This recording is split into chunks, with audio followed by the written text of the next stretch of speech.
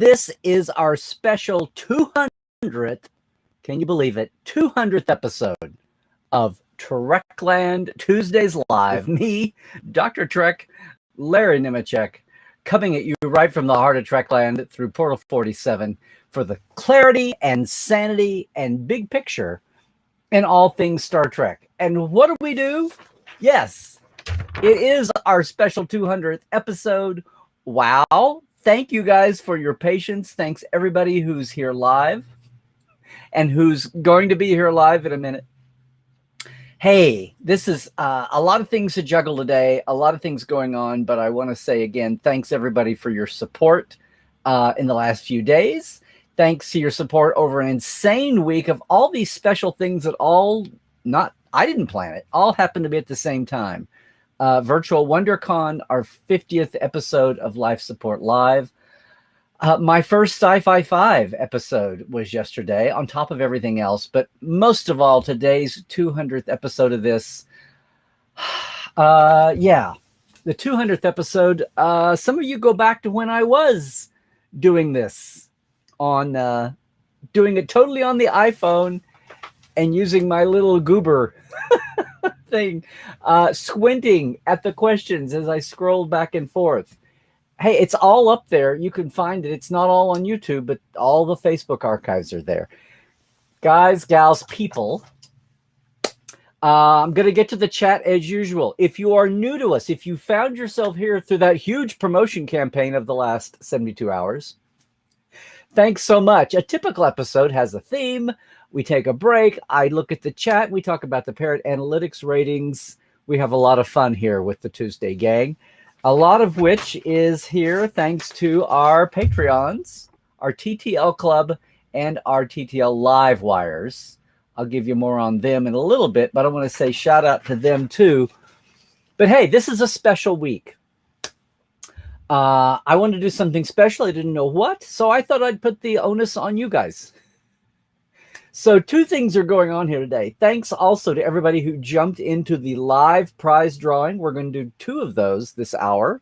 A lot of good old familiar names and a lot of new names. So I'm very excited. I also ask, maybe this was more of a challenge. Maybe this was like homework. I also ask everybody to send me a theme for today.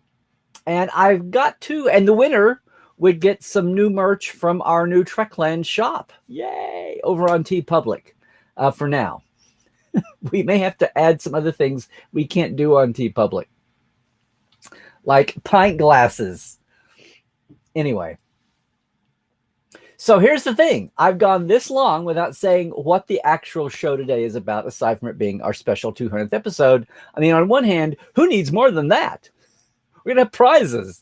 And hopefully a lot of great chat here when we come around to it. So, yeah, it's not the bicentennial. It's, I could say it was the bi-episodial, because centennial implies year. And it may feel like it, especially after pandemic. But I have not been doing this for 200 years. Ben Franklin and his kite were not my first science guest, okay? So I did have two, and I can't choose between them. I had two ideas for a theme today. You may have seen it up there. And I still keep tweaking the title because this is an odd bird this week doing it this way. Because I didn't cut off the deadline, silly me, until an hour before nominal showtime on both the contest and the theme contest. So today we're talking, we are still on the long road, transiting from there to here. And here's why I come up with that. It takes an anniversary to get us to go back to roots, right? Here's what happened. I had two entries from folks. Christina Zamora wanted me to maybe give a shout out to the fact that today is International Transgender Day of Visibility.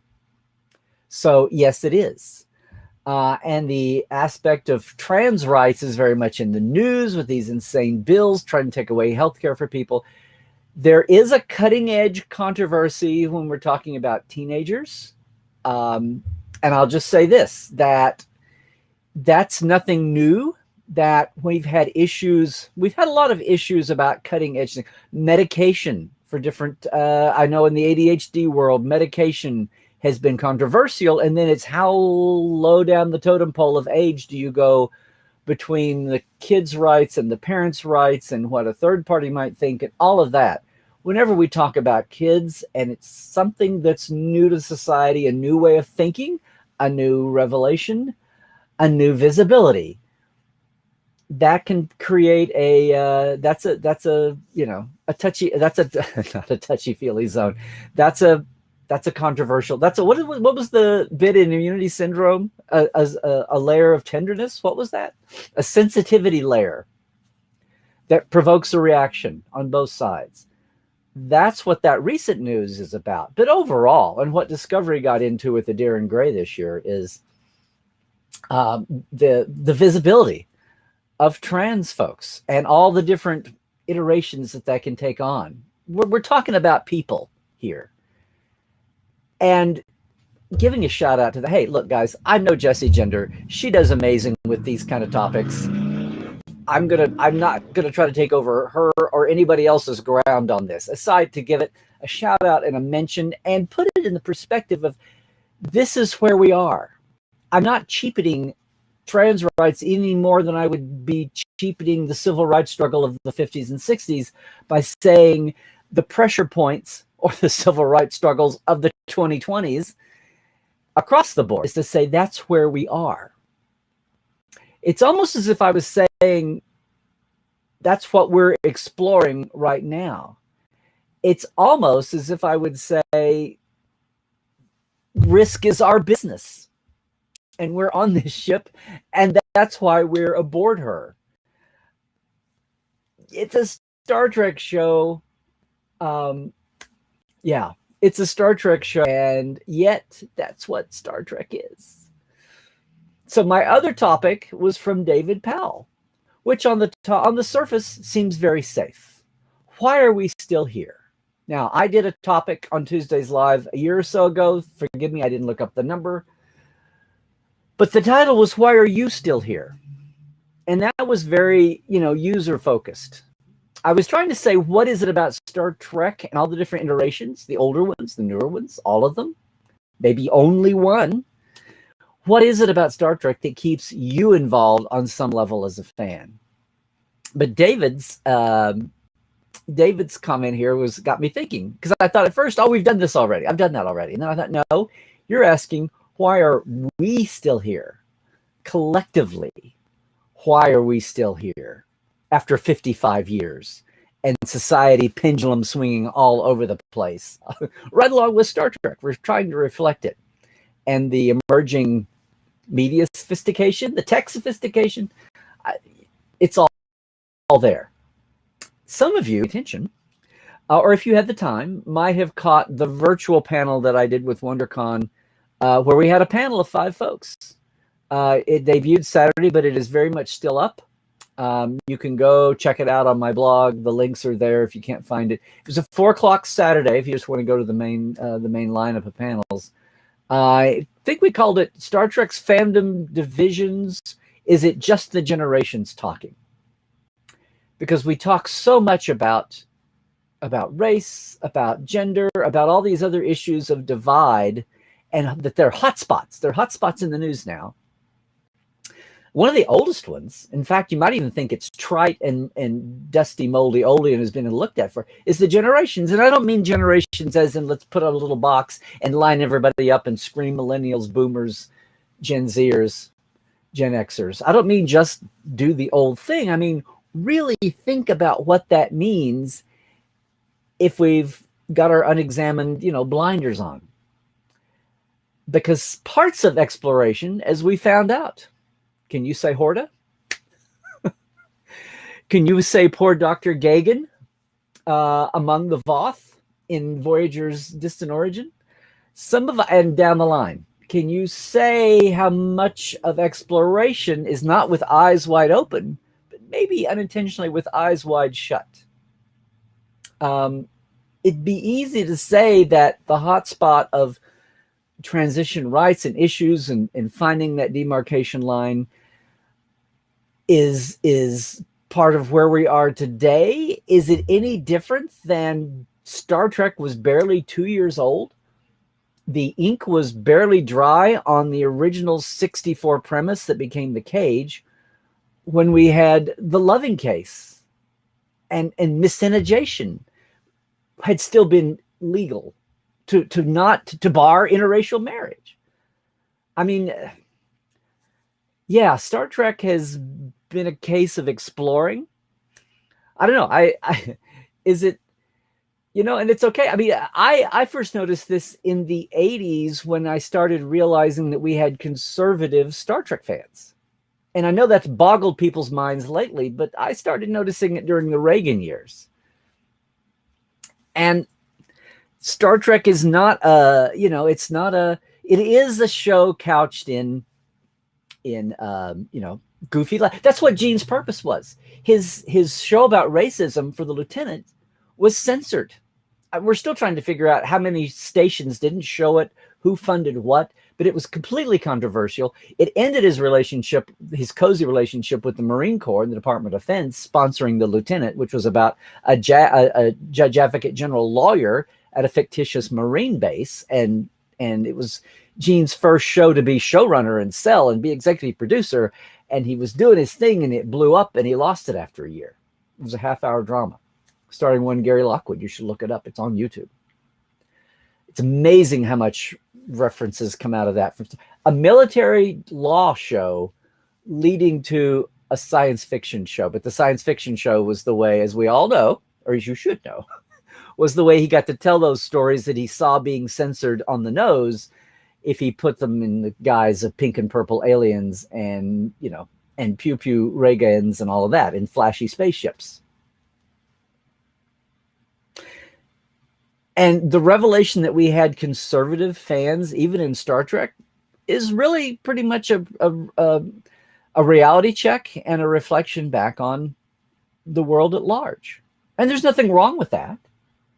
I mean, we are on Gene's original mission here to kind of dish up the thought-provoking, maybe not cram an issue down your throat, but maybe just as, say, the Twilight Zone did, just lay out that buffet of choices, lay out those new tastes and recipes that you didn't ever consider before. Maybe those tastes and recipes that through no fault of your own, you never had any chance to experiment with until a certain point. Guys, I hate to say this. I grew up in Oklahoma and I never had Mexican food till I was in college. I think my dad I think eventually we quit having sausage in the morning. I think things were going, not bland. My mom could cook up a storm. You've heard me talk about this, bake cinnamon and sugar and spices and all of that. I'm talking about the not dessert part of the diet. So, it's when you look at Star Trek and us, and I did not know any black kids until I was in college. It's like sometimes we can't be faulted for the worlds we grow up in, but we can be held responsible for how we react to the worlds as we come to it, as we explore, as we see what risk is our business. And if we're talking about a TV show on a box coming at us, maybe trying not to just sell toothpaste and car tires, as Gene would say, but actually trying to maybe challenge us to think a little bit.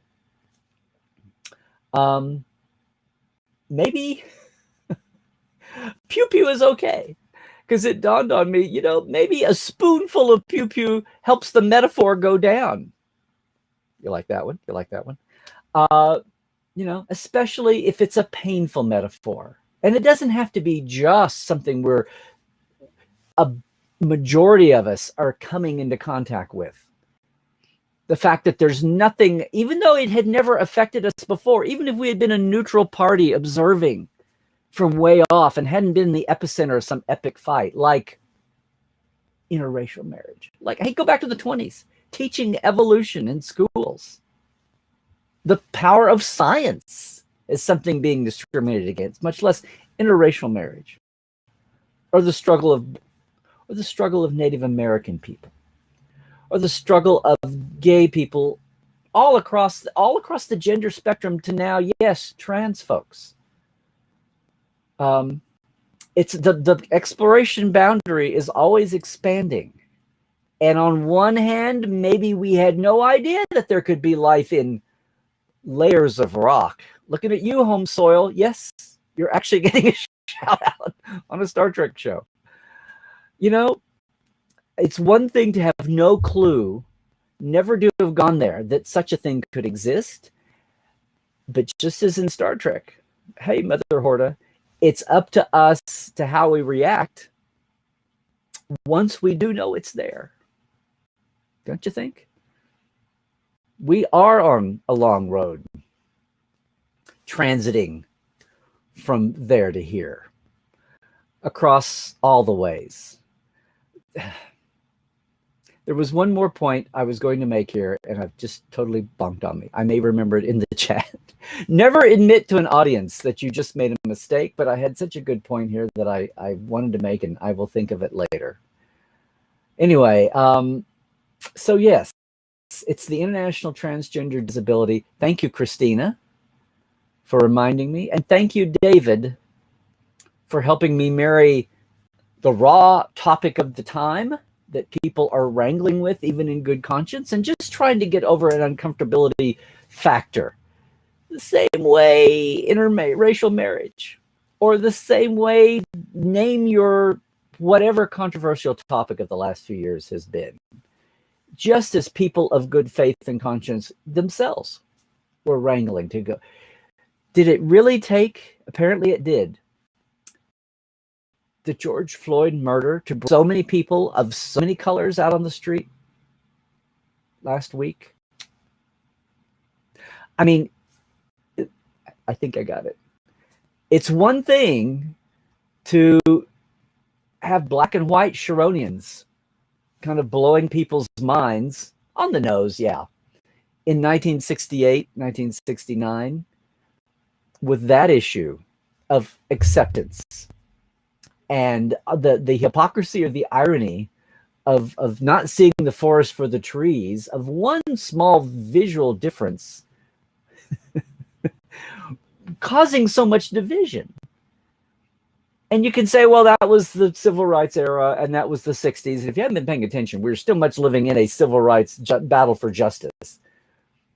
Hashtag Black Lives Matter. Hashtag IDIC means Black Lives Matter. I love that slogan. And not to leave anybody else out. Look, the other thing is, and I think I've said this before, part of this adjustment phase as the majority, however it's been aligned and defined, comes in contact with another group that's just speaking up for itself, and the larger group feels threatened. The best way to think about this, it's not that the new group wants all the seats at the table. They just want one seat at the table, or maybe two. We can do this. Don't do it electoral collegely. Don't do it Senate, do it House. Let's apportion by population. But have at least a seat at the table and not be excluded. Have at least one slice of the pie. They don't want the whole pie. They just want their slice. When you're coming from a point of a deficit, just getting to zero is not trying to run everybody else off the game. I don't know. That's what I try to do with folks. If I see or detect people who are seeing it all as a zero-sum game, that it's a binary choice, no.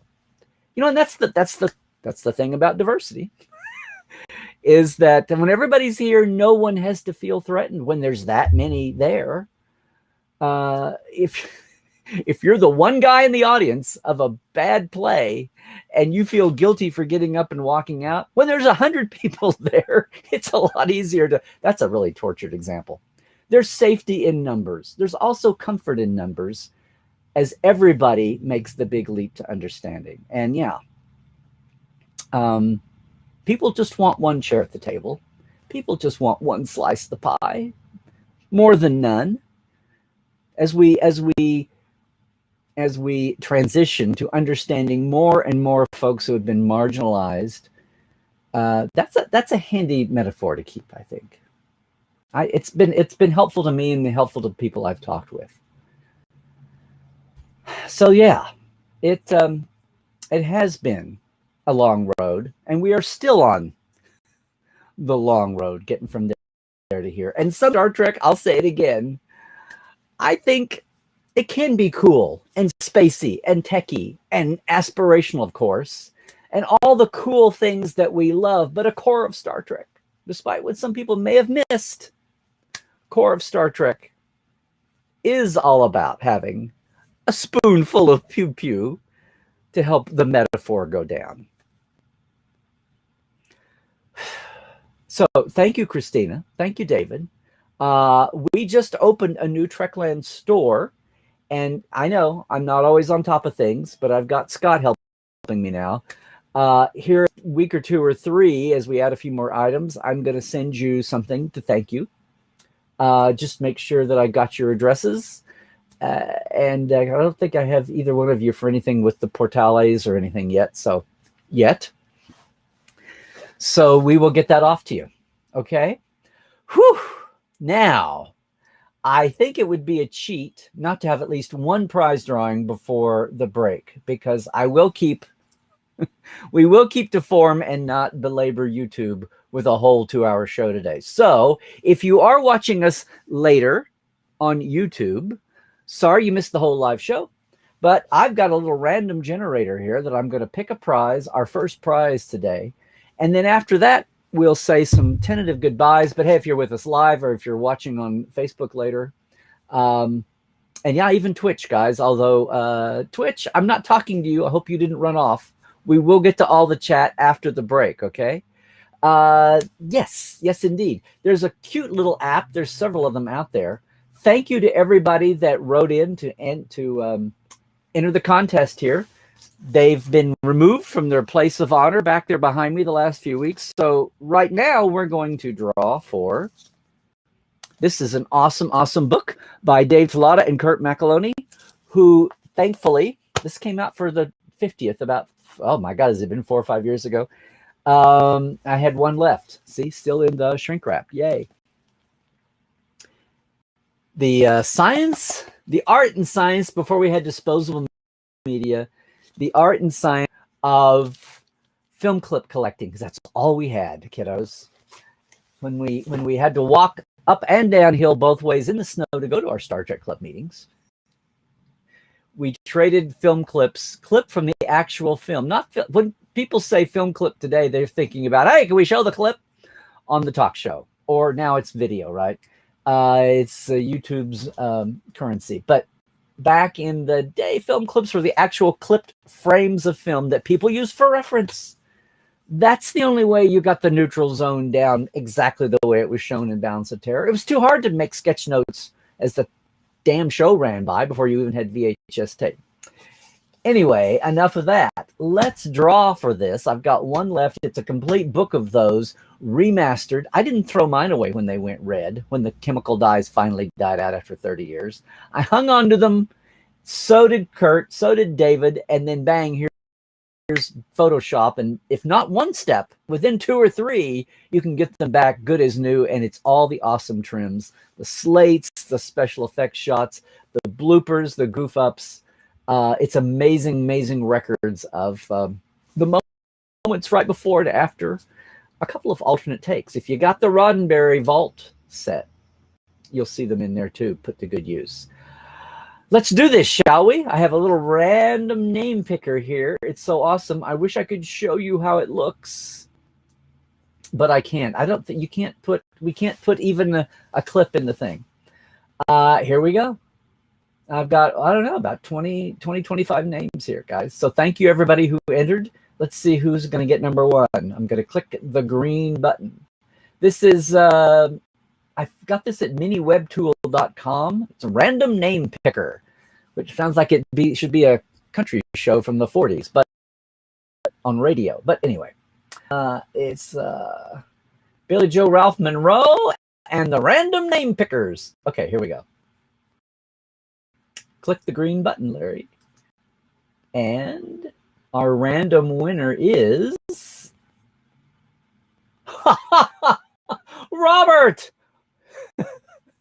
guy who's been in my circle for a long time, and he has been off and on a Patreon. Robert McClean, you won this. How awesome is that?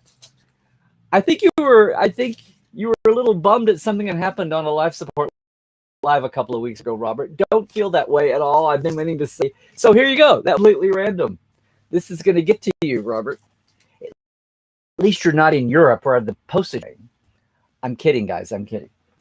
If a European person wins this, or Australian, looking at you, Narda, wherever you are, I will get this to you, okay?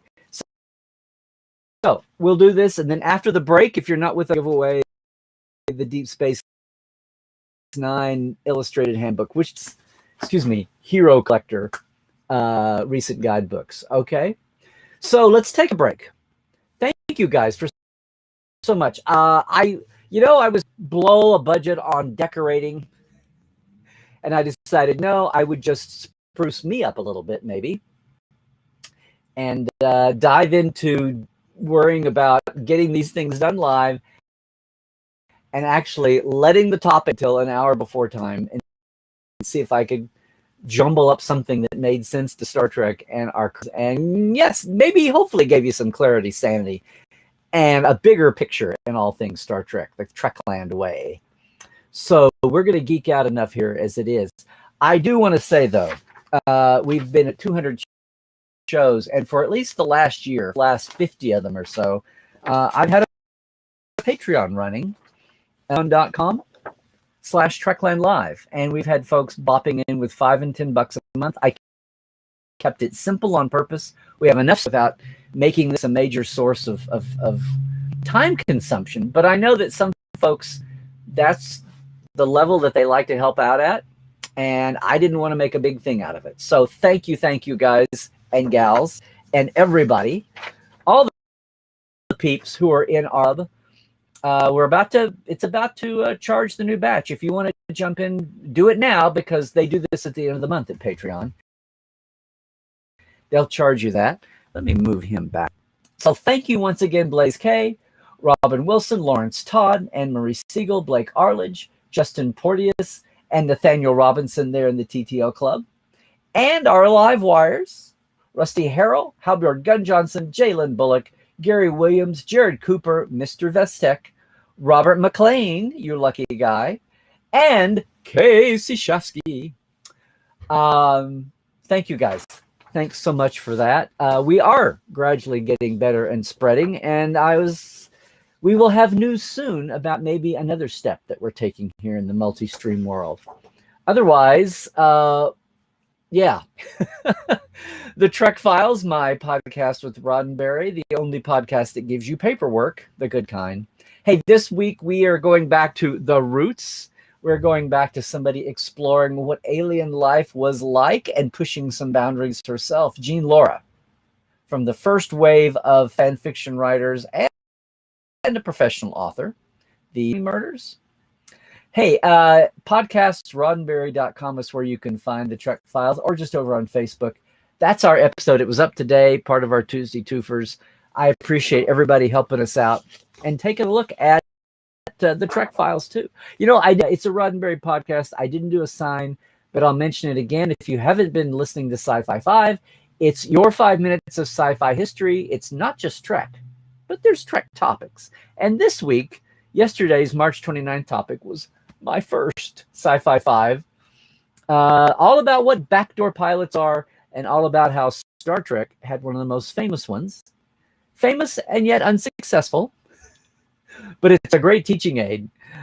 Assignment Earth on the meta level. So give a listen if you haven't listened to any Sci-Fi 5s. It's addictive. They're only 5 minutes a day, and you learn a little nugget. It's wonderful.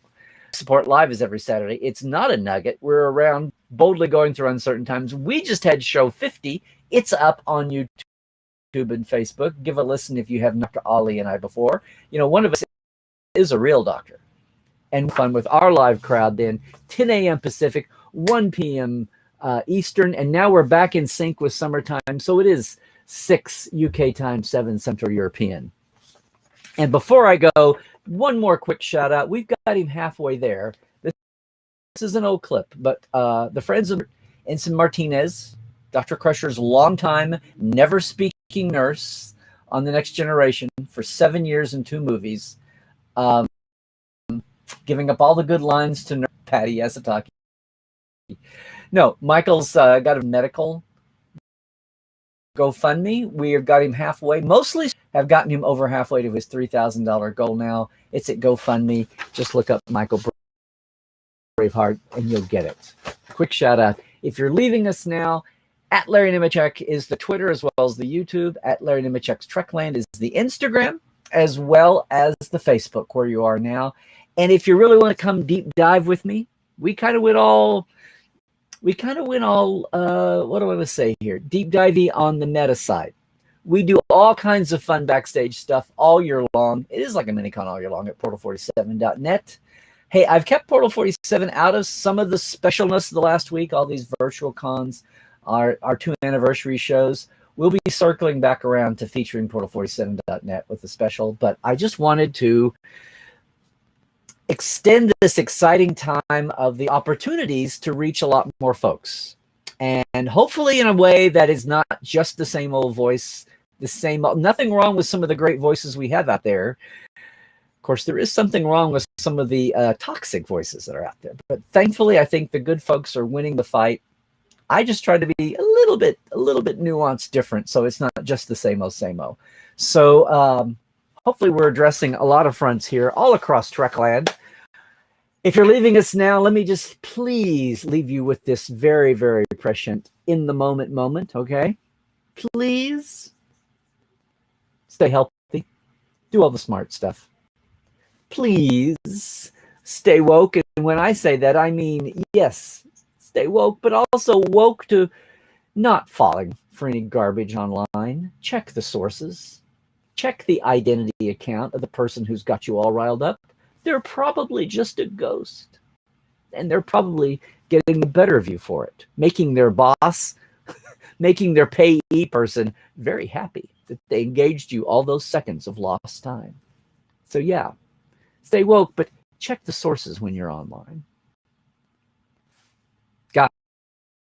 Guys, thank you so much from day one. You know what? I'm going to put that up this week. I meant to do it already, and it got to be a busy week. I'm going to make sure and refresh what became, it didn't have a title the first week, but by the second week, it was Trekland Tuesdays Live. It was all about when the first trailer dropped from Discovery, way back in those ancient times. April 2017. The first 350 done on this little sucker, just iPhoning it right into the camera. No bells or whistles. Facebook Live. Some of you go back that far with me. I don't know who was around for the first week. And as we had to shift from Tuesday, as travel to cons, I bumped for CBS once to Monday. So I wouldn't compete. I really didn't want to be responsible for dinging CBS's account. Yeah. But we've been here, aside from 2 weeks. One was for holidays, and I think one was for illness. I took one Christmas Day, Tuesday off. Other than that, though, guys, we've been here for almost straight weeks. And it's kept me fresh. It's sure kept me fresh during the pandemic. I hope it's been fun for a lot of you. Some of you have come back and forth. Some of you are here with us every week. We're across the ponds. It's everything about Trekland we try to make global. And it's been a pleasure to be here with everybody for 200. And do you dare say the trite token thing and say 200 more? What will we be exploring in the next year or 2 or 3 of Star Trek, of new Star Treks, of the old Star Treks?